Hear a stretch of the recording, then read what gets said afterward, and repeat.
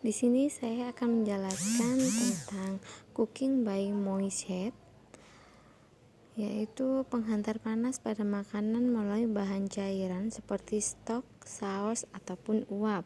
Untuk cooking by moist heat, yang pertama ada boiling, yaitu mengolah bahan makanan dalam cairan yang sedang mendidih antara 100 derajat Celcius atau 212 derajat Fahrenheit dan ditandai dengan gelembung yang memecah di atas permukaan air. Untuk prinsip dari boiling, cairan harus mendidih dan suhu kurang lebih 100 derajat Celcius. Jumlah volume cairan lebih banyak daripada makanan. Muncul gelembung-gelembung yang bergerak atau quick bubbling. Alat perebus harus disesuaikan dengan cairan dan jumlah bahan makanan yang akan diolah. Yang selanjutnya ada poaching, adalah merebus bahan makanan dengan cairan yang merupakan campuran air dan juga dengan titik didih di bawah 80 derajat Celcius sampai dengan 90 derajat Celcius. Untuk poaching, prinsip dasarnya suhu untuk poach harus di bawah titik didih berkisar antara 71 sampai 82 derajat Celcius. Jumlah air lebih banyak daripada makanannya. Muncul slow bubbling. Peralatan untuk poach harus bersih, tidak mudah luntur sehingga tidak berubah warna untuk hasilnya. Ini adalah contoh hidangan dari poaching. Untuk selanjutnya ada braising, yaitu teknik merebus bahan makanan dengan cairan sedikit, kira-kira setengah dari bahan yang akan direbus dalam panci tertutup dan api kecil secara perlahan-lahan. Cairan yang digunakan bisa berupa air, stok, ataupun saus yang masih encer. Prinsip dasar dari braising, bahan yang diolah harus dipotong rapi. Dalam proses braising, cara memasukkan daging lalu siram dengan kaldu. Jika proses pengolahan dalam oven, braising pan ditutup rapat dan masukkan di dalam oven.